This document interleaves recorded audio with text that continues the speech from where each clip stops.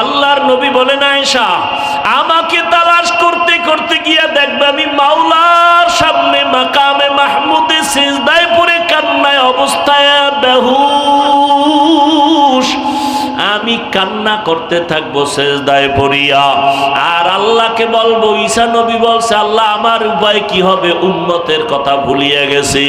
মুসা নবী উম্মতের চিন্তা করবেন না, ঈসা নবী উম্মতের চিন্তা করবেন না। আর আপনার আমার মায়ার নবী আম্মাজানকে বলেন, ও আয়েশা আল্লাহর কাছে আমি একবারও বলবো না আল্লাহ আমাকে তুমি বাঁচায় দাও, আমি আল্লাহর কাছে কান্না করে বলবো আমার উম্মতেরে বাঁচাও, আমার একটা উম্মত যেন জাহান্নামে না যায়। জাহান্নামের এক সেকেন্ডের গরম আমার উম্মতেরা সহ্য করতে পারবে না। ও আল্লাহ আমার উম্মত গুলোরে তুমি বাঁচাও। আম্মা জান আয়েশাকে নবী বলেন, আমার কান্না দেখে আমার মাওলার কুদরতি অন্তরে মায়ার জোশ আসিয়া পড়বে। আল্লাহ বলবে, নবীজি মাথা উঠান, আপনি কান্না করবেন না, আপনার উম্মত গুলো আপনি ধরে ধরে আর প্রিয় এর সাথে বেয়াদবি করবি না। বাঘ বলে, ও আল্লাহ যদি কখনো তোমার প্রিয় বান্দার সামনে আমি পড়িয়াই যাই, আমার তো হঠাৎ মেজাজ গরম হয়ে যায়, তুমি দয়া কইরা মেজাজটা ঠান্ডা কইরা দিও, যাতে করে তোমার মুমিনের সাথে কোনো বেয়াদবি না হয়।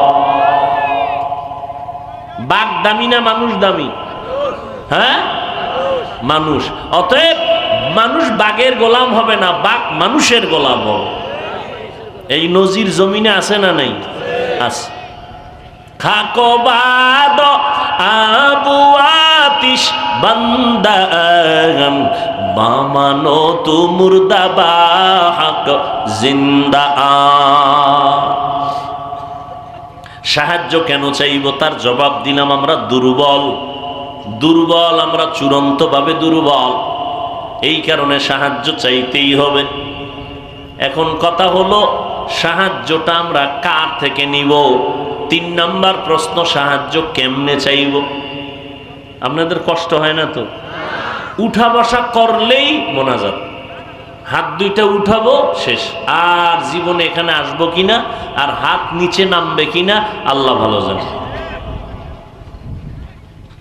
ভাইরা আমার, প্রথম প্রশ্ন ছিল সাহায্য কেন, দ্বিতীয় প্রশ্ন সাহায্য কার থেকে নিব? এই ক্ষেত্রে আমার জবাব হলো 3টা দুর্বলতা যার নাই তার থেকে সাহায্য নিতে হবে। কয়টা? 3টা দুর্বলতা যার নাই তার থেকে সাহায্য নিব। 1 নাম্বার, যার পিছনে টান নাই, পিছে টান নাই। আমার পিছে টান আছে না নাই? আমি কামাই কইরা যত সামনে আগাই, মাইয়া টানে আব্বু দাও, ছেলে কয় দাও, স্ত্রী কয় দাও, মা কয় দাও, আমি খাইলাম না না খাইলাম একটু খবর নিল না, আমার দাও দাও। স্বামী মাথা ঘাম পায়ে ফেলে কষ্ট করে কাজ করে করে টাকা কিছু জমায়া স্ত্রীর জন্য একটা শাড়ি নিয়ে বাসায় গেছে, কত আনন্দ নিয়া স্ত্রী কয় এটা একটা শাড়ি হইল। আছে না নাই? যত দেয় বলে তত লাগে। তাহলে সবার পিছনে টান আছে। সাহায্য এমন ব্যক্তির থেকে চাও যার কোনো পেছনে টান নাই। 2 নাম্বার, যার কোনো অভাব নাই। সাহায্য আমরা চাইব যার মধ্যে 3টা দুর্বলতা নাই তার কাছে। 1 নাম্বার দুর্বলতা, পিছনে টান নাই, এর কাছে সাহায্য চাবো। 2 নাম্বার, যার কি নাই? বলেন তো পৃথিবীতে একজন মানুষ আছে কিনা যার অভাব নাই? পীর সাহেবের নাই, এমপি সাহেবের নাই, পৃথিবীর একটা মানুষও পাবেন না যার অভাব নেই। বরং যে যত টাকাওয়ালা তার অভাব তত বেশি। গরিব অভাব 100 টাকায় সমাধান, কোটিপতির লক্ষ টাকায়ও সমাধান হয় না। রাস্তায় হাইটা রিক্সা লইলাম, রিক্সার চাক্কা নষ্ট, চেইন ভালো না, হাইটা গেছে গরিব, টেনশন নাই। বড় লোক পারবে? পারবে না। বড় লোক যত টাকাওয়ালা তত অভাবী, তত অসহায়। আবার বড় লোক কিন্তু গরিবের কাছেই বেশি অসহায়, ঠিক না? গরিবেরা যদি নদীর মধ্যে গিয়া মাছ না ধরতো, কোন সান্দুর জবানে মুখ দিয়া মাছ ঢুকতো না, ঠিক নি? সুন্দরবনের যদি মধু খাইটা না আনতো তো মধু পাইতাম না। গরিবেরা যদি ময়দানে কাজ না করতো তো বড় লোকের ঘরের মধ্যে ধানের চাল যাইতো না, গমের আটা যাইতো না। গাধার মতো কষ্ট করে গরিব, আর বড় লোকেরা জুলুম করে গরিবের সাথে বেশি, ঠিক নি? গরিবেরা যদি বড় লোকের গাড়ি না চালায় বড় লোক চলতে পারে না, ঠিক নি? গরিবেরা যদি বড় লোকের ঘরে কাজ না করে তাহলে 5 তলা বিল্ডিং টাইলস করা, মোজাইক করা গরুর গোয়াল ঘর হয়ে যাবে। বাথরুম পরিষ্কার করে দেয় গরিব, জুতা মুছে দেয় গরিব, ঠিক নি? যে যত বড় তার অভাব তত বড়। পৃথিবীতে অভাব ছাড়া কোনো মানুষ নাই। 3 নাম্বার দুর্বলতা, যার কোনো স্বার্থ নাই। কি নাই? কি ঝামেলা?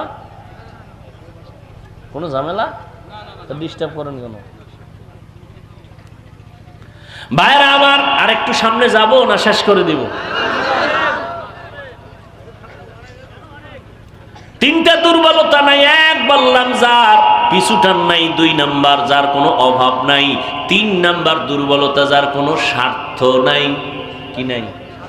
আচ্ছা বলেন তো, দুনিয়াতে একটা লোক যার স্বার্থ নাই আছে? আমি 2 জন পাইছি। কয়জন? 2 জন। একজন পাইছি আব্বা জান আর একজন আম্মা জান। 2 জন পাইলাম আব্বা জান আম্মা জান, যাদের কোনো স্বার্থ নাই। কিন্তু দুঃখ, এই জমিনের মধ্যে এই আব্বা আম্মাকেও দেখলাম অনেক ক্ষেত্রে তারাও স্বার্থ ছাড়া কিছু বুঝে না। আমার সোনার বাংলাদেশে অনেক মা বাবা সন্তানের জবাই করে, আছে না নাই? আবার অনেক সন্তান মা বাবারে জবাই করে, আছে না নাই? এটা কোন থানা? হ্যাঁ, কয়রা থানার ডায়েরি গিয়া তালাশ করে দেখবেন। কয়রা থানার ডায়েরি গিয়া তালাশ করে দেখবেন কত সন্তান মা বাবার বিরুদ্ধে মামলা করেছে, মা বাবা সন্তানের বিরুদ্ধে মামলা করেছে, আছে না নেই? তাহলে স্বার্থ ছাড়া কেউ নেই। গত কয়েকদিন আগের ঘটনা, আল্লাহ মাফ করেন, বাবা তার আপন মেয়েকে হোটেলের মধ্যে নিয়ে একা, আজকের রাতের জন্য তুমি আমার স্ত্রীর মতো। আরো জোরে বলেন। जिंदगी में बंदगी तू करना है, जिंदगी में बंदगी तू करना है, जिंदगी बे बंदगी शर्मिंदा है, जिंदगी बे बंदगी शर्मिंदा है। दुनिया में हो दुनिया का तलबगार न हो, बाजार से गुजर हो खरीदार न हो, दुनिया में हो दुनिया का तलबगार न हो, बाजार से गुजर हो खरीदार न हो। ये दुनिया एक मिसल कागज फूल है, ये दुनिया एक मिसल कागज फूल है, जिंदगी में बंदगी तू कर नहीं, जिंदगी में बंदगी तू कर नहीं, जिंदगी में बंदगी शर्मिंदा है, जिंदगी में बंदगी शर्मिंदा है। এরে নবীর আশিক, সাহায্য কেন চাইবো তার জবাব দিয়েছি আমরা সবাই বড় দুর্বল। সাহায্য কার থেকে চাইবো জবাব দিয়েছি যার মধ্যে তিনটা দুর্বলতা নাই, পিছুটান নাই, অভাব নাই, 3 নাম্বার কি বলছি, স্বার্থ নাই। এই তিনটা নাই এমন কোন মানুষ জমিনে নাই। তবে একজনই আছেন যার কোনো স্বার্থ নাই, অভাব নাই, যার কোনো পেছনে টান নাই। তিনি হলেন আমার একমাত্র আল্লাহ। আমার আল্লাহর কোনো পিছনে টান আছে? আল্লাহর ছেলে মেয়ে আছে? লাম ইয়ালিদ লাম ইউলাদ উলাইকাস ওয়ালিদু মাউলুদেরা ও খালেকাস। আল্লাহ কাউকে জন্ম দেন নাই, কারো থেকে জন্ম নেন নাই, আল্লাহর কোনো পেছনে টান নাই। আল্লাহর স্ত্রী নাই যে বলবে আমারে দাও, আল্লাহর ছেলে মেয়ে নাই যে বলবে আমাকে আগে দাও। আল্লাহ বলেন আমার একমাত্র আপন হলো মানুষ। আমি বড় আদর করে মানুষ বানাইছি। আমি আল্লাহ দরজা খুলে প্রতিদিন ডাকি। প্রথম আসমানে আমি আল্লাহ ভোর রাত্রে হাজির হয়ে যাই। আমি আমার বান্দাকে দেওয়ার জন্য ভোর রাত্রে আমি প্রথম আসমানে আসি বান্দাকে দেওয়ার জন্য। ও বান্দা কি লাগবে বল, আমি আল্লাহ তোমার আশা পূরণ করার জন্য রেডি হয়ে গেলাম। চাইতে দেরি হবে, আমি আল্লাহ তোমাকে দিতে মোটেও দেরি করব না। আল্লাহ দেওয়ার জন্য উদ্গ্রীব হয়ে আছেন। আল্লাহ বলেন বান্দা তুমি চাও আমি দিব। আল্লাহকে ডাকার মতো ডাকো, আল্লাহ জবাব দিবেন। উদউনি আস্তাজিব লাকুম। আল্লাহ তাআলা দেওয়ার জন্য আল্লাহ প্রস্তুত হয়ে থাকেন। আল্লাহর পেছনে কোনো টান নাই। আল্লাহর কোনো অভাব আছে নাকি? নাই। আল্লাহ পাক বলেন আমি আল্লাহ হলাম শ্রেষ্ঠ ধনী, আমি প্রশংসিত ধনী। ও আল্লাহর বান্দারা, আল্লাহর কোনো স্বার্থ পর্যন্ত নাই।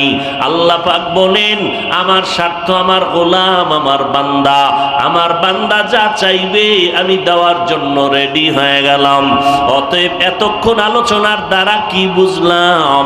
সাহায্য লাগবে, এটা ছাড়া চলা যাবে না। তবে কার থেকে সাহায্য চাইব? তার জবাব হলো আল্লাহর কাছে সাহায্য চাইব। আমার নবীর থেকে দামি কোনো পীর, আমার নবীজির থেকে দামি কোনো মুফতি, কোনো মুহাদ্দিস, কোনো মুফাসসির আছে? কোনো দার্শনিক? কেউ নাই। আমার নবী সমস্ত মাখলুকতের মধ্যে শ্রেষ্ঠ, ঠিক তো? এবার বলেন তো আমার নবীর হায়াত কত ছিল? 63 বছর হায়াত। আমার নবীর এই হায়াতে নবীর কিছু প্রয়োজন হইলে কার কাছে চাইতেন? আল্লাহর কাছে। আমার নবী যদি আল্লাহর কাছে চাইতে পারেন, আপনার আমার আল্লাহর কাছে চাইতে সমস্যা কোথায়? আল্লাহর কাছে কেন চাইবেন না? যারা আল্লাহর কাছে চাইতে রাজি না তারা বলেন আমার আল্লাহ কি দিতে পারে না? তাহলে কেন চান না? আল্লাহকে কি আপনার পছন্দ হয় না?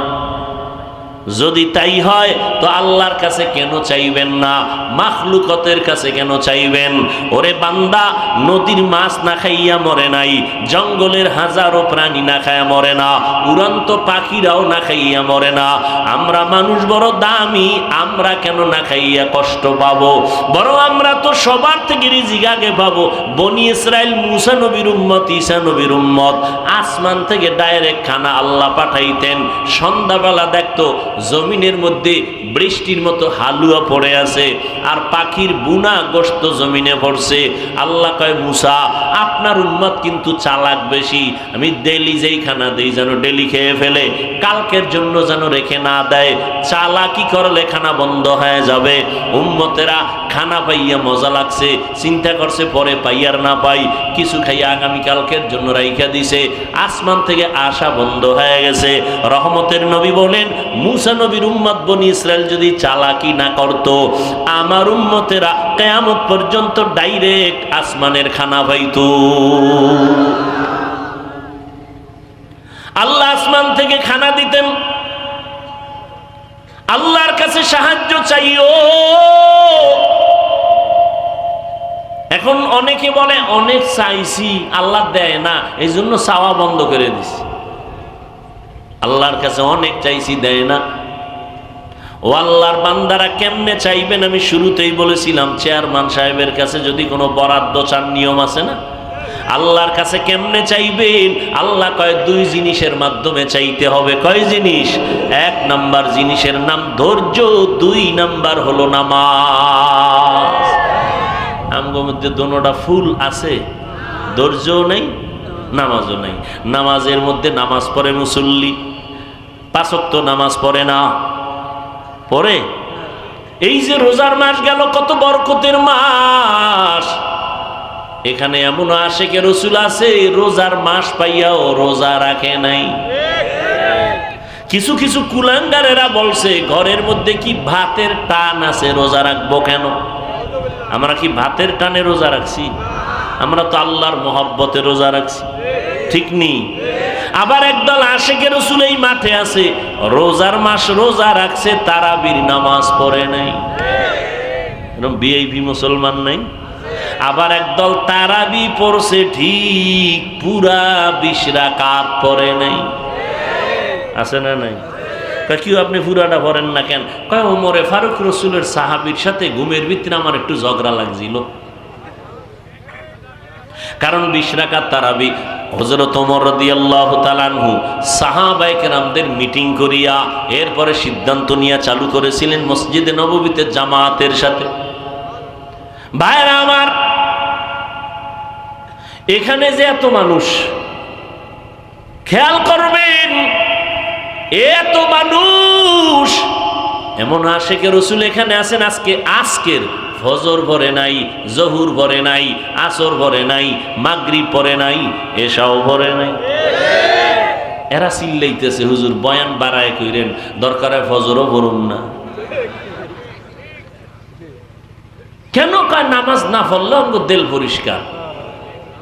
আমরা গাঁজা খাইলেও কোনো টেনশন নেই, নেশা পান করলেও আমাকে দিল পরিষ্কার। এরে যুবক, কয়দিন আর বাহাদুরি করবি? এমন একটা দিন নাই যুবকের লাশের খবর নাই। পানির নিচে যুবকের লাশ, ঘুমের বিছানায় যুবকের লাশ, গাড়ির চাকার তলে যুবকের লাশ। কয়দিন আর বাহাদুরি করবারে বাবা? ও যুবক আল্লাহর গোলাম, তুমিও মুসলমান, আমিও মুসলমান। তোমার আল্লাহ আমার আল্লাহ এক, তোমার নবী আমার নবী এক নাকি আলাদা? তোমার আমার কোরআন, ধর্ম, কালেমা, কাবা সব এক। দুনিয়াতে আসছি সিস্টেমও, নাকি আপনারা লঙ্গি পরে আসছিলেন? সিস্টেমও এক। বিদায় বেলা কাফনের কালার হবে তাও, নাকি তাবলিগ ওয়ালাদের কাফনের কালার একরকম, চরমনায় ওলাদের কালার আর এক রকম? হ্যাঁ, কে ধনী, কে গরিব, কে আলেম, কে মূর্খ, কে ইমাম, কে মুক্তাদি, কে ডাক্তার, কে রোগী, কাফনে ঢুকার পরে সবার বাহাদুরি শেষ। না কাফনের উপরে লেখা থাকবে বড় হুজুরের লাশ, সব একাকার হয়ে যাবে। কাফনের কালারও এক, কবরের সাইজও হবে। কবরে রাখার পরে বিদায় হওয়ার পরে প্রশ্ন হবে 3টা, তাও এক। আমাকে যেই প্রশ্ন, আপনাকেও সেই প্রশ্ন, বেঈমানেরও সেই প্রশ্ন। প্রশ্ন 3টা, রবের পরিচয় দাও, ধর্মের পরিচয় দাও, রাহমাতুল লিল আলামিনের পরিচয় দাও। ও যুবক বাবারা, তোমার আমার আল্লাহ এক, নবী এক, কোরআন এক, কাবা এক, ধর্ম এক, কালেমা এক। কিন্তু আজকে বাবা দেখো, আমি টুপি মাথায় না দিলে লজ্জা লাগে। আর তুমি কেমন মুসলমান যে তুমি টুপি মাথায় দিতে লজ্জা লাগে? আমি মসজিদে না ঢুকলে লজ্জা পাই, আর তুমি মসজিদে ঢুকতে লজ্জা পাও। আমি পর্দা না করলে লজ্জা পাই, তুমি পর্দা করতে লজ্জা পাও। আমি মদিনার পোশাক না পরলে লজ্জা লাগে, তুমি মদিনার পোশাক পরতে বড় লজ্জা পাও। আসলে কারণটা কি? আমার আল্লাহর আযাবের ভয় তোমার অন্তরে নাই। সাহাবায়ে কেরাম জান্নাতের টিকেট দুনিয়ায় পাইয়াও মরণ পর্যন্ত কান্না কান্না কান্না। তাদের ইলম কত বেশি, আমল কত সুন্দর, তাকওয়া কত সুন্দর, ইখলাস কত সুন্দর। জান্নাতের গ্যারান্টি পাইয়াও তারা কান্না বন্ধ করেন নাই। তাদের তুলনায় আপনার আমল নাই, ইলম নাই, কোনো ইখলাস নাই। সেই তুলনায় আমগো কান্না করে করে মরিয়া যাওয়ার কথা। অথচ এত বয়ান, তাবলীগওয়ালাদের বয়ান, পীর সাহেবদের বয়ান, জুমার দিন খতিব সাহেবদের বয়ান, এরপরও কান্না নাই। যদি কেউ কান্না করে, কিছু নেমো খারামেরা তাকায় তাকায় হাসে আর কয়, দেখ লজ্জা নাই কেমনে কাঁদে।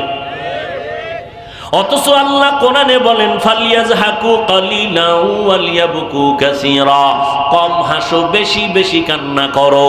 কান্নার এত দাম, এত ফজিলত।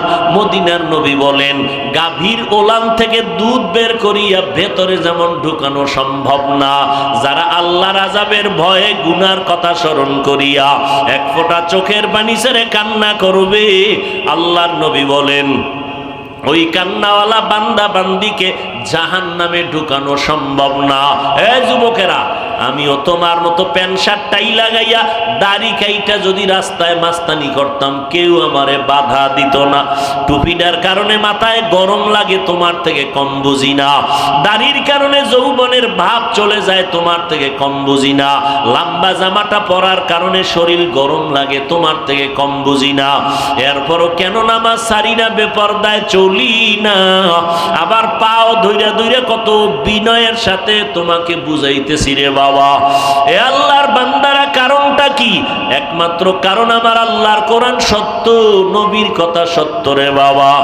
এক জাররা পরিমাণ গুনাহ নিয়া যদি কবরে যায়, আল্লাহর কোরআন সত্য, নবীর হাদিস সত্য।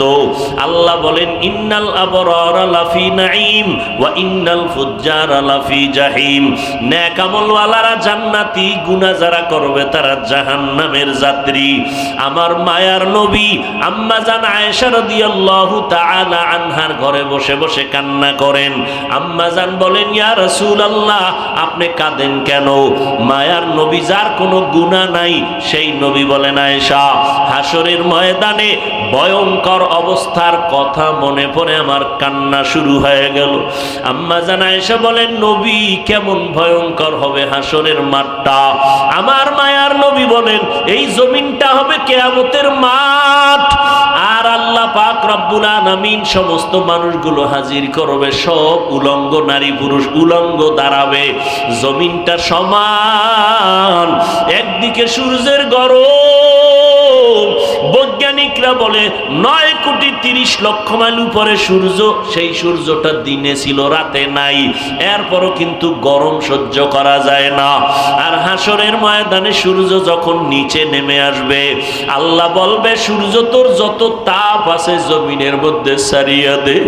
এমন তাপ শুরু হবে, গুনাহগার গুলো সহ্য করতে পারবে না, মাথার মগজগুলো টাস টাস করিয়া ফাটিয়া যাবে। অন্যদিকে জাহান্নামের আওয়াজ, জাহান্নামের আওয়াজ। আল্লাহ পাককে বলবে, আল্লাহ, গুনাহগার গুলো, বেনামাজি গুলো কই? আমার পেটে দাও, আমার পেটে বড় ক্ষুধা, বেনামাজি গুলো আমার পেটের মধ্যে দাও। আল্লাহ বলবে, জাহান্নাম অপেক্ষা কর, বিচারটা শেষ করে তোর পেটের খানা দিতেছি। নবী বলেন, অন্যদিকে আমার আল্লাহ রাগান্বিত একটা আওয়াজ দিবেন, লিমানিল মুলকুল ইয়াউম লিল্লাহিল ওয়াহিদিল কাহ্হার। আল্লাহ পাক রাগান্বিত আওয়াজ দিয়ে আজকে রাজত্ব কার? নবী বলেন ও আয়েশা, আল্লাহ যখন রাগান্বিত হয়ে আওয়াজটা দিবেন, হাসরের ময়দানটা থরথর করে কেঁপে উঠবে, মানুষগুলো পাগলের মতো দৌড়াইতে থাকবে। একদল উম্মতেরা ইব্রাহিম নবীর কাছে গিয়া বলবে, আমাকে একটু সুপারিশ করেন, সহ্য করতে পারি না আযাব, সূর্যের গরম। ইব্রাহিম নবী বলবে, আজ আমার কি উপায় হবে? উম্মত তোমরা চলে যাও, আমার চিন্তায় আমি ব্যস্ত হয়ে গেলাম। ঈসা নবীর কাছে যাবে, একই আওয়াজ। মূসা নবীর কাছে যাবে, একই আওয়াজ। আল্লাহর নবী আদম আলাইহিস সালামের কাছে যাবে, একই আওয়াজ। এবার উম্মতেরা কোথায় যাবে? আম্মা জান আয়েশা রাদিয়াল্লাহু আনহাকে প্রশ্নের জবাবে নবী বলেন, ও আয়েশা, উম্মতগুলো পাগলের মতো ছোটাছুটি করবে, এরপরে এক পর্যায়ে গিয়া আমারে তালাশ করবে, আমাকে খুঁজবে, একটু আমি মাওলার কাছে সুপারিশ করি। আমার নবীর প্রশ্নের কথার জবাবে আম্মা জান আয়েশা বলেন, ইয়া রাসূলুল্লাহ, উম্মতেরা আপনাকে কোথায় তালাশ করে পাবে?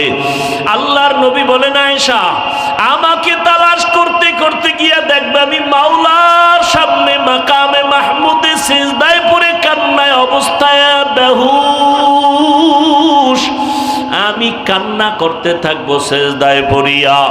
আর আল্লাহকে বলবো, ঈসা নবী বলছে, আল্লাহ আমার উপায় কি হবে? উম্মতের কথা ভুলিয়ে গেছি। মূসা নবী উম্মতের চিন্তা করবেন না, ঈসা নবী উম্মতের চিন্তা করবেন না। আর আপনার আমার মায়ার নবী আম্মা জানকে বলেন, ও আয়েশা, আল্লাহর কাছে আমি একবারও বলবো না, আল্লাহ আমাকে তুমি বাঁচায় দাও। আমি আল্লাহর কাছে কান্না করে বলবো, আমার উম্মতেরে বাঁচাও, আমার একটা উম্মত যেন জাহান্নামে না যায়। জাহান্নামের এক সেকেন্ডের গরম আমার উম্মতেরা সহ্য করতে পারবে না। ও আল্লাহ, আমার উম্মত গুলোরে তুমি বাঁচাও। আম্মা জান আয়েশাকে নবী বলেন, আমার কান্না দেখে আমার মাওলার কুদরতি অন্তরে মায়ার জোশ আসিয়া পড়বে। আল্লাহ বলবে, নবীজি মাথা উঠান, আপনি কান্না করবেন না, আপনার উম্মত গুলো আপনি ধরে ধরে